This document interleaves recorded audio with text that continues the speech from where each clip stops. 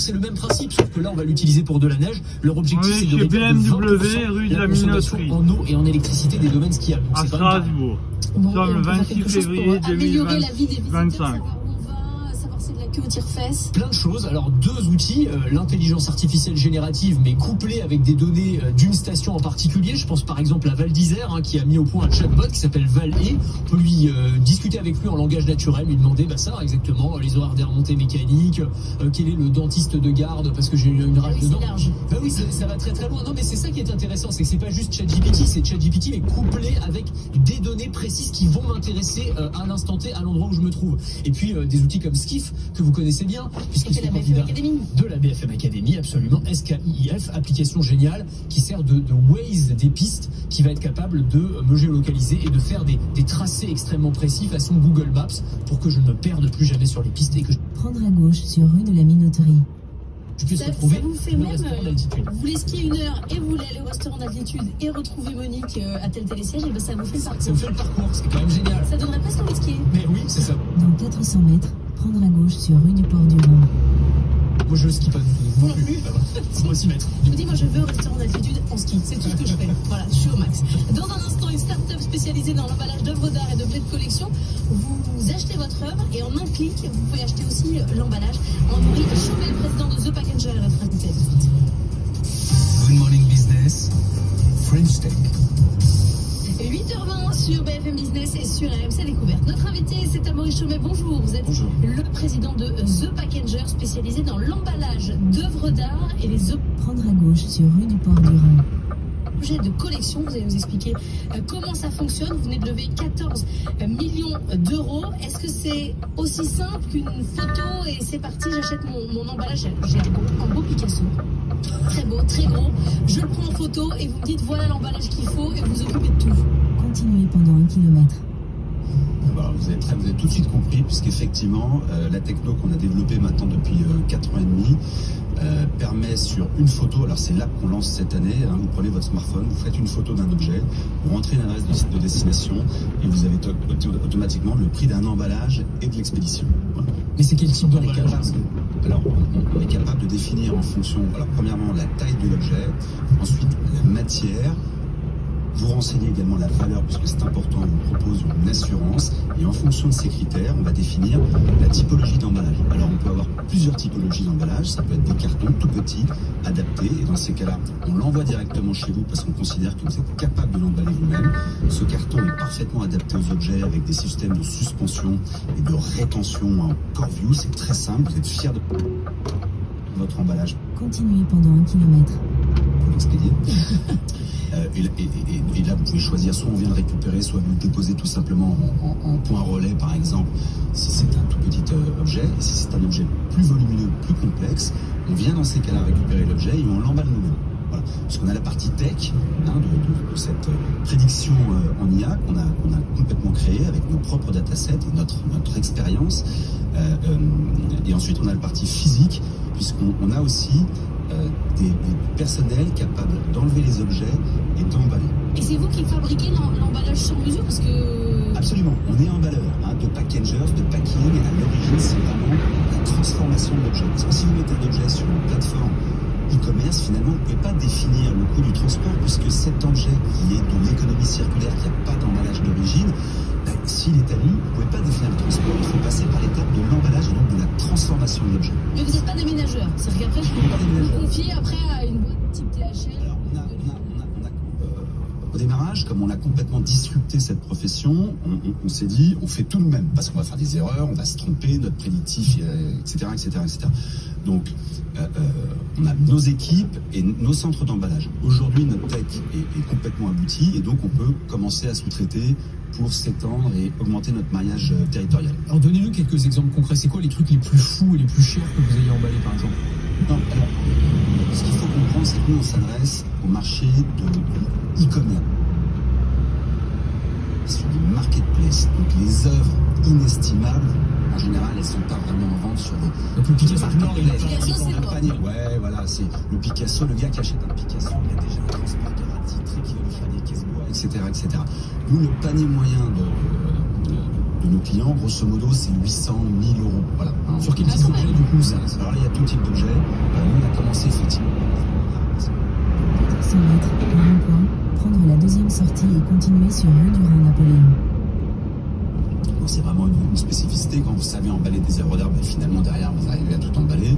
Et on s'est adressé en premier marché aux ventes aux enchères. Dans les ventes aux enchères, vous avez tout. Vous avez des tableaux, vous avez des lustres, vous avez des. Donc, proposez votre service en service additionnel, quoi. C'est pas un service additionnel, ça n'existait pas avant. Lorsque vous vouliez enchérir sur un objet, vous pouviez l'acquérir sur une plateforme et on vous disait débrouillez-vous pour venir. Et donc là, c'est eux qui vous commercialisez, en fait. Absolument, on est sur les plateformes et vous avez le prix de transport à côté de l'objet, donc ça vous savez en amont combien ça va coûter pour récupérer l'objet. Au rond-point, prendre rue du Rhin-Napoléon. Continuez pendant 3 km. Et ça fonctionne que en B2C ou ça fonctionne aussi en consommateur à consommateur? Parce que c'est vrai que maintenant, avec les plateformes, on échange de plus en plus d'objets, y compris des objets de valeur. Moi, je pensais, par exemple, à des jeux vidéo de collection, ça coûte vraiment très cher. Des cartes de collection, vous dites ça en rigolant, mais figurez-vous qu'il y a des cartes qui valent des centaines de milliers d'euros. Je sais qu'on a eu des histoires où elles sont livrées par la poste ou par d'autres livreurs. Et ça arrive complètement. Ah bah ouais. Enfin, quand vous avez payé 200 000 euros votre carte, vous l'avez un peu mauvaise. Donc j'imagine que c'est des choses sur lesquelles vous travaillez aussi. Absolument. Alors, nous, on a commencé par le B2C parce qu'on voulait avoir une idée de massification pour réduire les coûts, contrôler les emballages, etc. Et cette année, ça s'adresse aussi. C'est-à-dire, vous êtes chez vous, prenez une photo et vous l'envoyez à l'objet. Aujourd'hui, vous êtes les seuls au monde à faire ça. On est les seuls au monde puisque cette prédiction d'emballage, on est les seuls à la faire. Mais c'est une bonne nouvelle d'être le seul au monde à faire ça ou c'est qu'il n'y a pas de marché? Parce que j'ai l'impression que être seul, c'est que c'est pas toujours une bonne nouvelle. Absolument, vous avez tout à fait raison. Quand on est seul, finalement, on n'a pas de. Enfin, nos clients n'ont pas de point de comparaison. Donc, bon, voilà, c'est toujours un peu. Mais c'est comme ça, on va pas se. Mais du coup, c'est vrai qu'il y a une possibilité d'internationalisation aussi, non? Bien sûr, on a commencé. Le marché américain, pour le coup, il doit être énorme. Ben voilà, c'est un peu l'objectif de la levée, c'est de s'étendre. On a ouvert il y a 2 ans à New York et à Los Angeles, en test, on a commencé à monter de la production. Et aujourd'hui, on veut ouvrir sur une dizaine de villes aux États-Unis, puisque nos clients nous demandent d'avoir un maillage territorial important. On est déjà installé en Europe, en France, en Italie, en Angleterre, en Espagne. On veut ouvrir là rapidement l'Allemagne, la Hollande et la Belgique. Et c'est intéressant à partir de quel panier? Parce que j'imagine que tout ce que vous nous avez raconté, le fait de faire un emballage sur mesure, d'avoir la possibilité peut-être de venir quelqu'un qui récupère et qui achemine le bien, ça a aussi un coût. Donc même pour un panier à 800 euros, ça reste rentable quand même? Bien sûr, oui. Alors nous, notre panier de départ, à partir du moment où on va chercher un objet, c'est 30 euros. À partir du moment où on vous envoie un emballage à domicile, c'est 8 euros. Donc c'est voilà. C'est pas très cher. Et après, on a des opérations qui peuvent monter jusqu'à 8 500 euros en fonction de la complexité des objets. De ces 14 millions d'euros levés, vous avez fait 400 000 envois en 2024, 300 personnes qui travaillent pour vous et un nouveau site que vous nous installez à Roissy. Oui, c'est ça, c'est-à-dire qu'on s'agrandit tout simplement. On a commencé près de Saint-Denis, au nord de Paris, dans un bâtiment un peu classique qui n'était pas véritablement un bâtiment adapté à notre activité. Donc on a fait construire un bâtiment de 12 000 m² qu'on appelle un cross-dock. En plus, on est près de Roissy, c'est très pratique. Mais c'est sécurisé qu'il vous faut quand même, parce que j'imagine que...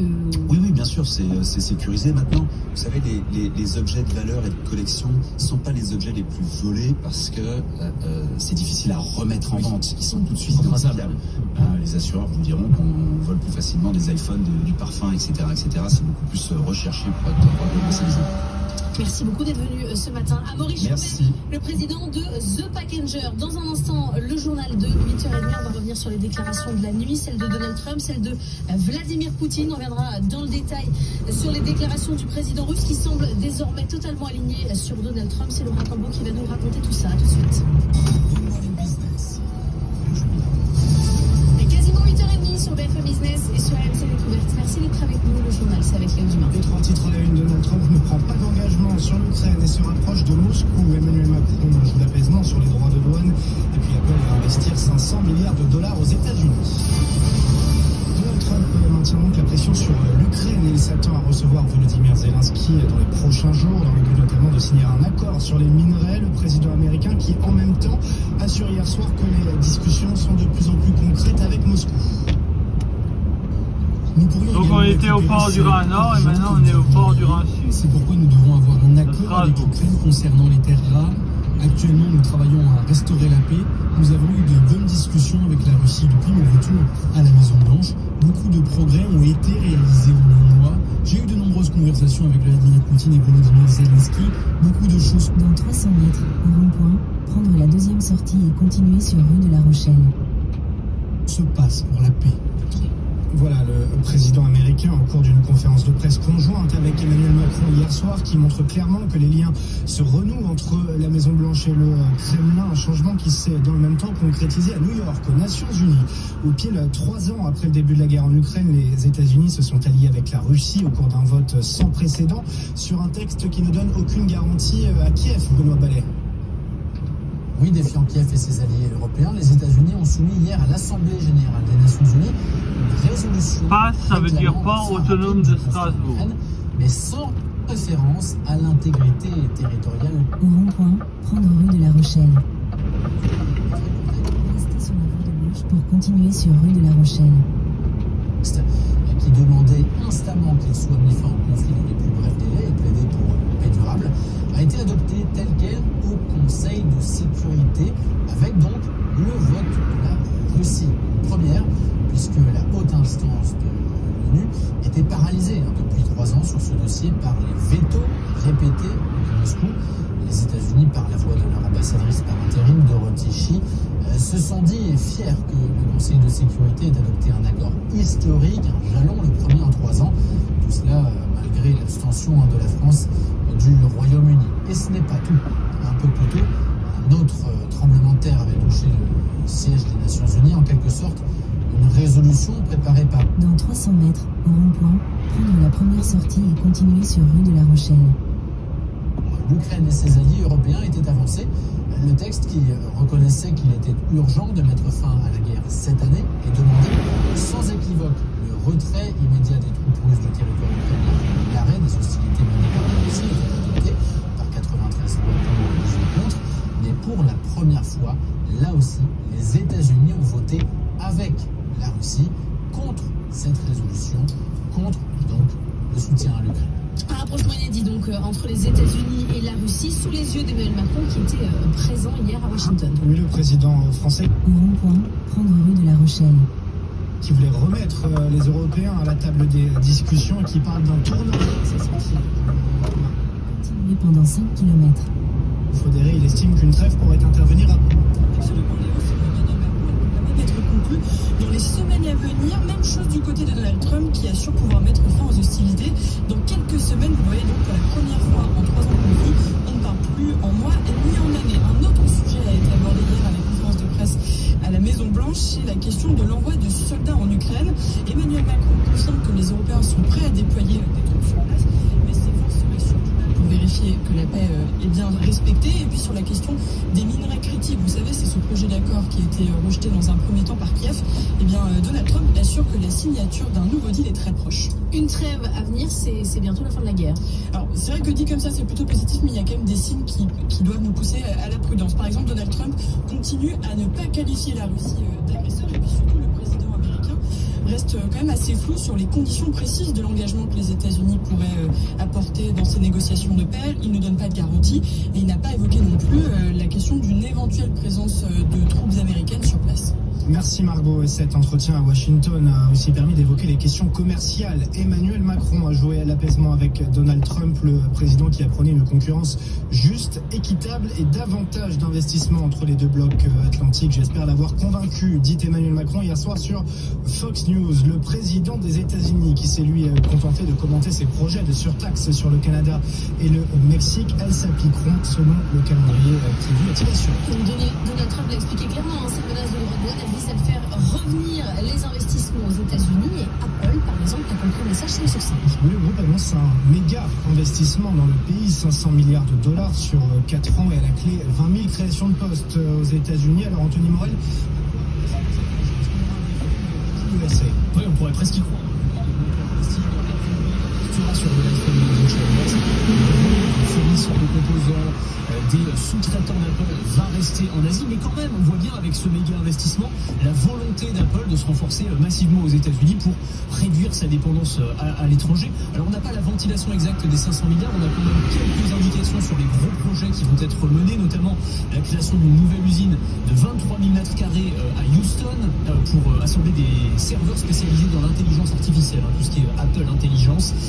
D'habitude ils sont fabriqués à l'étranger, et bien ils vont être rapatriés aux États-Unis. On va aussi avoir la création de data centers en Caroline du Nord, dans l'Iowa, dans l'Oregon, en Arizona et dans le Nevada. Un doublement aussi du fonds qu'Apple dédie à ses fournisseurs les plus innovants aux États-Unis. Donc là aussi, volonté de réduire sa dépendance face à l'étranger. Et puis des investissements pour les tournages de séries et de films, par exemple, Apple TV+, qui vont être aussi aux États-Unis. Donc on voit que ça va vraiment dans tous les sens, ces investissements, avec à la clé, comme vous le disiez, 20 000 créations d'emplois et des emplois très qualifiés, c'est-à-dire des emplois dans la R&D, dans l'ingénierie du silicium, dans le développement logiciel, dans l'intelligence artificielle. Évidemment, Donald Trump s'est empressé de saluer cette annonce et quasiment de voler la vedette à Tim Cook en y voyant la preuve que les géants de la tech croient dur comme fer en sa politique.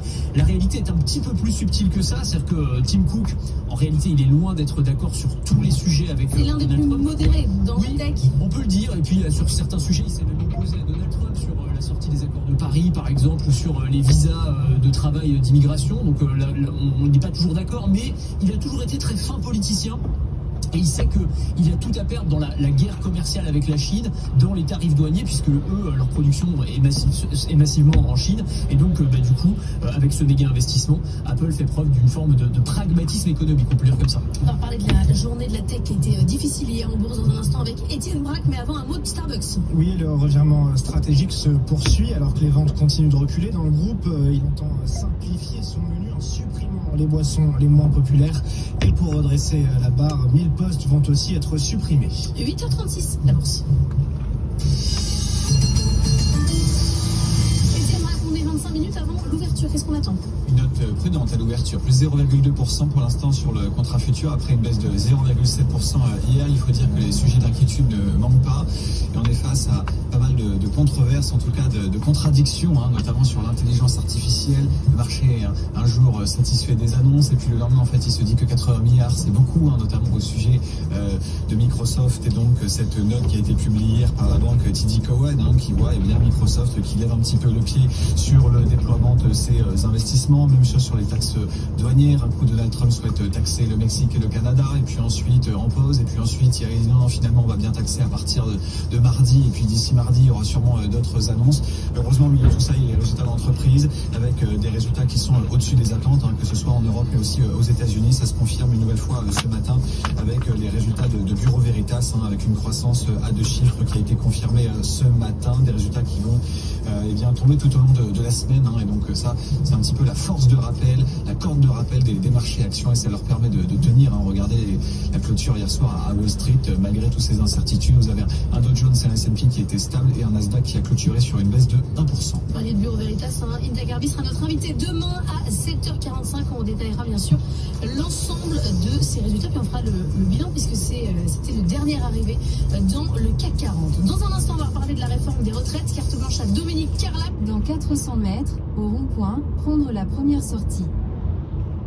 Et puis on va évidemment reparler de la guerre en Ukraine avec la position de Vladimir Poutine, qui désormais est d'accord quasiment sur tous les points avec Donald Trump. A tout de suite. BFM Business et RMC Découverte présente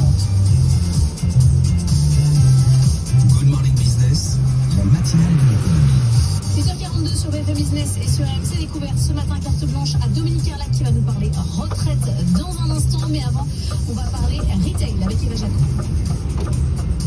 Sortir de rond-point. Continuez pendant 1 kilomètre. Good Morning Business, Morning Retail. Zara se lance dans le ski, c'est assez étonnant. Eva Jaco, il y a une boutique qui va s'ouvrir dans les Alpes suisses à Verbier. C'est pas complètement là où les attend. Oui, c'est une expérience digne des plus grandes maisons de couture qui ont pour habitude, elles aussi, d'ouvrir des magasins éphémères au pied des pistes dans les stations les plus huppées.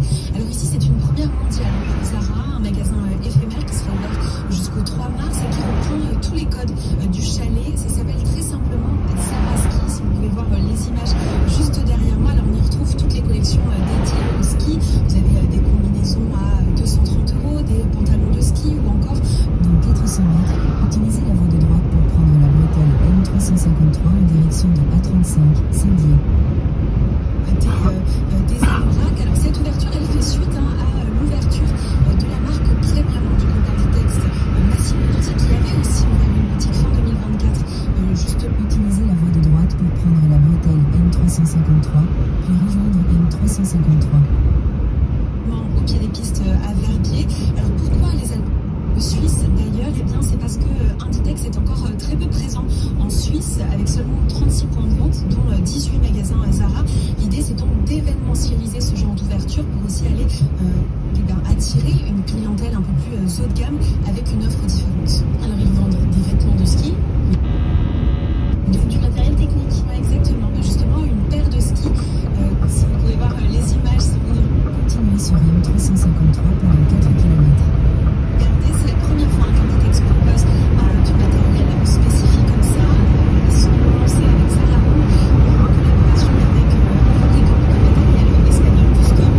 Pour les skis, ça coûte 800 € si vous prenez aussi les fixations. Mais il y a d'autres choses aussi. Il y a des casques, des masques de ski également. Il y a une autre marque aussi, Inditex, qui s'est lancée sur le ski. C'est Bosch, qui était plutôt une marque de lingerie et qui s'est positionnée sur le sportswear, le lifewear, avec des vêtements également techniques. Ce sont des initiatives qui s'inscrivent dans la stratégie du groupe Inditex qui vise à diversifier son offre dans les sports d'hiver.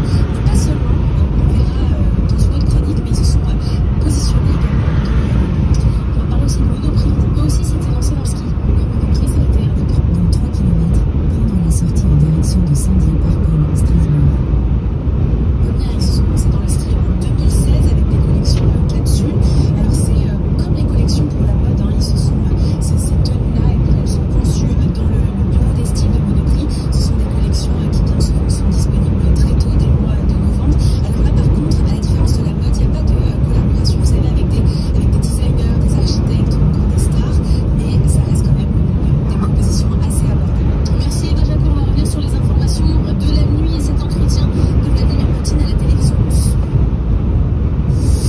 Good Morning Business, le monde qui bouge. On a raconté évidemment tout au long de la matinale, c'est un nouveau monde qui s'ouvre ce matin, un monde dans lequel la guerre en Ukraine pourrait se terminer rapidement avec une trêve annoncée dans les prochaines semaines, un monde dans lequel les États-Unis pourraient faire du business avec la Russie. Et Laura Cambo, vous avez écouté Vladimir Poutine qui s'est exprimé sur plusieurs dossiers à la télévision publique russe, dont le dossier ukrainien. Oui, alors que l'Union européenne craint d'être marginalisée depuis le début de pourparlers directs entre Moscou et Washington, Vladimir Poutine s'est adressé directement aux Européens. Il affirme qu'il n'est pas opposé à leur implication dans la résolution du conflit. Nous n'avons jamais refusé la négociation avec les Européens. Nous avons des discussions constantes avec eux. C'est juste qu'à un moment donné, sous le coup du défi visant à infliger une défaite à la Russie sur le champ de bataille, ils ont même refusé les discussions avec nous. Donc on a bien entendu Vladimir Poutine qui souligne que ce sont les pays européens qui ont rompu avec la Russie et pas l'inverse. Et ça a également été l'occasion pour Vladimir Poutine de saluer, je cite, l'approche rationnelle et non émotionnelle. Dans 600 mètres, prendre la sortie en direction de Saint-Dié par Strasbourg. Adopté par Donald Trump dans ce dossier ukrainien. On le voit très clairement dans cet entretien télévisé, le rapprochement avec Donald Trump est totalement. Oui, alors déjà Vladimir Poutine critique Volodymyr Zelensky en assurant qu'il devenait une figure toxique. Il répète exactement les mêmes critiques qui ont été faites. Prendre la sortie en direction de Saint-Dié par puis utiliser la voie de gauche pour prendre la bretelle D1083. Moulé par Donald Trump. Ensuite, Kiev et Washington, vous le savez, négocient un accord. Utiliser la voie de gauche pour prendre la bretelle D1083, puis prendre la bretelle légèrement à droite. Pour donner accès aux Américains aux minerais stratégiques ukrainiens, eh bien, Poutine se positionne exactement sur le même terrain et il se dit favorable à des investissements américains. Prendre la bretelle légèrement à droite, puis utiliser la voie de gauche pour prendre la sortie D1083. Pour exploiter des minerais sur les territoires ukrainiens occupés par l'armée russe, qu'au passage il considère donc comme acquis. Il va aussi dans le sens de Donald Trump sur un autre dossier, celui de la réduction des dépenses militaires, une fois que les conflits en Ukraine et au Proche-Orient seront réglés. L'idée est bonne selon Poutine. Les États-Unis réduiraient 50% et nous réduirions 50%. La Chine se joindrait à nous si elle le souhaitait. Nous pensons utiliser la voie de gauche pour prendre la sortie D1083. que cette proposition est bonne et nous sommes ouverts aux discussions. solution à ce sujet. Dans 500 mètres, utilisez la deuxième voie à partir de la gauche pour tourner à gauche. Une usine de médicaments. Alors, Vladimir Poutine s'est aussi exprimé sur les liens entre les entreprises russes et américaines. Oui, des entreprises qui, selon lui, sont en contact pour des projets économiques communs dans le cadre du règlement du conflit en Ukraine. Ce rapprochement avec Washington, c'est évidemment une victoire politique pour Moscou et c'est une victoire qui pourrait aussi apporter beaucoup de bénéfices économiques, par exemple faire baisser les dépenses militaires, un tiers du budget de la Russie actuellement. Et puis ça permettrait aussi d'encourager le retour d'entreprises occidentales, notamment américaines, en Russie et à terme de réduire les pressions liées aux sanctions. En tout cas, la formation de l'axe Washington-Moscou s'est concrétisée, c'était cette nuit à l'ONU. Oui, 3 ans après l'invasion russe, les États-Unis de Donald Trump se sont alliés à la Russie. Ils ont refusé de soutenir l'Ukraine dans une résolution et ils ont une résolution qui demandait le retrait des troupes russes du territoire ukrainien. Les États-Unis ont même soumis une résolution concurrente qui réclame une fin rapide du conflit sans condamnation de Moscou, ce que jamais les États-Unis de Joe Biden n'auraient fait. Vous parlez de la réduction des dépenses militaires dont parle Vladimir Poutine une fois les conflits résolus. La Chine estime à l'instant tout à fait nécessaire sa dépense militaire. Suite donc à ces propos de Vladimir Poutine. Merci beaucoup Laura Cambo, la carte blanche. Good Morning Business, la carte blanche. On va parler des retraites avec vous, Dominique Carlac, ce matin. Rebonjour des retraites parce qu'on a un moment jeudi de discussion qui va s'ouvrir avec les partenaires. Au feu, utilisez la deuxième voie à partir de la gauche pour tourner à gauche, puis prendre légèrement à droite sur rue du Colonel Lily. Partenaires sociaux, désormais, tout est dans leurs mains. Voilà, donc on a 3 mois, les syndicats et le patronat, pour essayer de tenter... Prendre légèrement à droite sur rue du Colonel Lily. Dans 600 mètres, prendre à gauche sur rue de l'Industrie. De trouver des compromis sur cette réforme de la réforme des retraites, puisque effectivement, jeudi dernier, la Cour des comptes a remis son diagnostic financier pour essayer finalement de sauver ce régime des retraites. Et on dit bien sauver ce régime des retraites parce que, en fait, face à ce problème à régler ensemble, le patronat et les syndicats, on peut prendre les choses différemment. Les syndicats, dans les premières prises de parole, pensent que c'est une opportunité de revenir sur l'âge légal en disant on est passé de 62 à 64, est-ce que c'est pas le moment de réfléchir? Et le patronat de son côté dit attention, si vous voulez préserver le régime au feu, tournez à gauche sur rue de l'Industrie.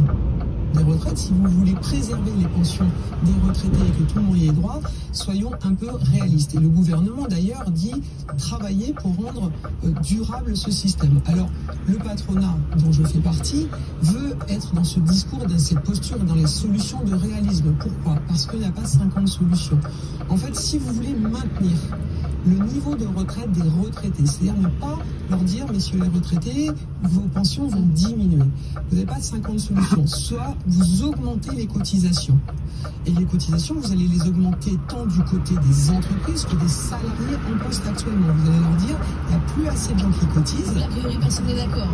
Voilà, donc il n'y a pas beaucoup de gens qui vont être d'accord là-dessus. Soit vous dites, en fait, on augmente la durée de cotisation. C'est-à-dire, on va cotiser quand on est en activité un peu plus longtemps. Ce qui veut dire un peu plus longtemps, c'est là où il faut casser un peu le dogme de ce fameux âge qui énerve tout le monde. Pourquoi? Parce qu'en fait, quand on regarde au niveau européen, comment se situe la France et comment font les autres? Parce que si on regarde les anciens pays européens, ceux qui ont fait l'Europe, ceux qui ont fait l'Union européenne, et même si on regarde les plus récemment entrés, l'Espagne, le Portugal, ils ont le même problème démographique que nous. Ils font plus beaucoup de bébés. Ils ont des gens qui ont une espérance de vie qui augmente, donc c'est exactement la même situation que la France. Et qu'est-ce qu'on observe? On observe 2 choses. La première, c'est qu'ils partent tous plus tard.